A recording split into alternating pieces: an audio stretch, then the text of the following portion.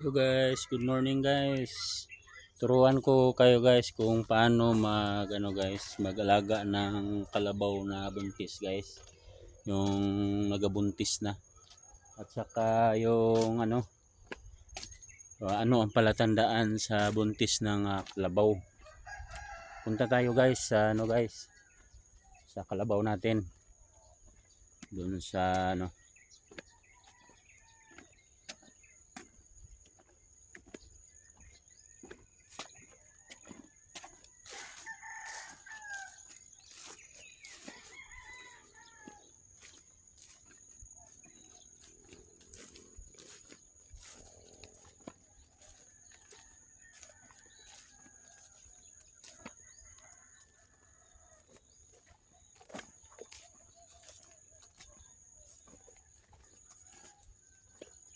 guys. Sa sa tugwayanan ng kalabaw guys, para na makita natin kung ano ang palatandaan sa buntis nga kalabaw. Kasi guys, mayroon akong kalabaw na maliit pa pero nagabuntis na siya. Ang iba hindi maniwala ang buntis kasi maliit pa daw. Oo. Ito guys, nandito guys sa guys. Kahoy-kahoy guys.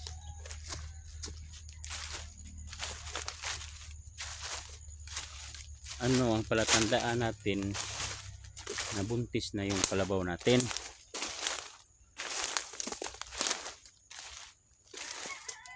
Daming kahoy dito guys, pero may mga nipir guys, may mga kumpay.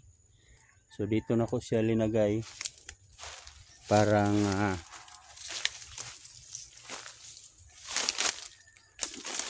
mabusog din siya. Kaya kaon ng kumpay guys. Kain siya ng kumpay. So guys. So kalabaw natin guys.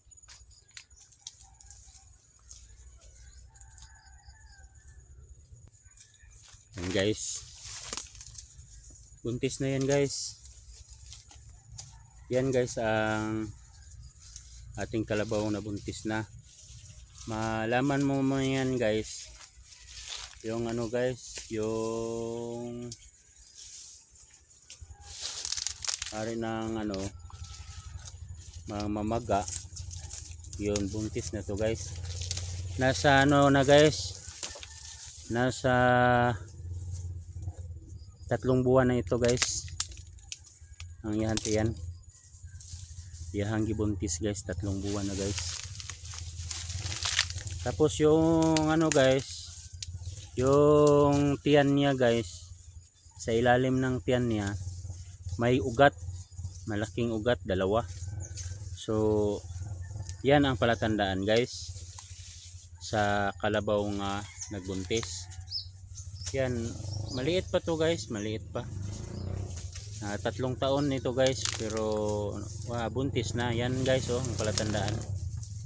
Pag dili buntis yung kalabaw mo guys, maliit yung niya, yung kanya guys. Pero kung buntis na, mamaga. O yan, oh, yan. Tapos ang didi niya parang nag-aksyon ng nag-aksyon na ng may gatas. 3 buwan pa lang yan guys. 3 buwan.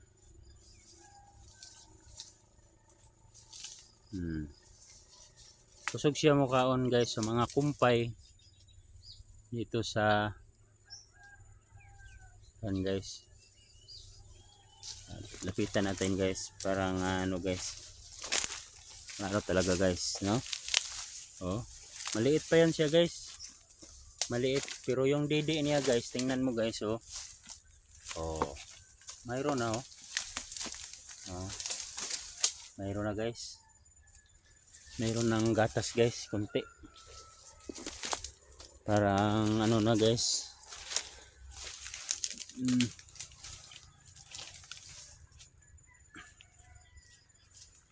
Tapos dili yan siya mag ano guys, dili yan siya mag, hindi na siya masyado galandi guys na malikot kasi buntis na. Yan lang guys ang ano guys, ang palatandaan guys sa kalabaw na buntis.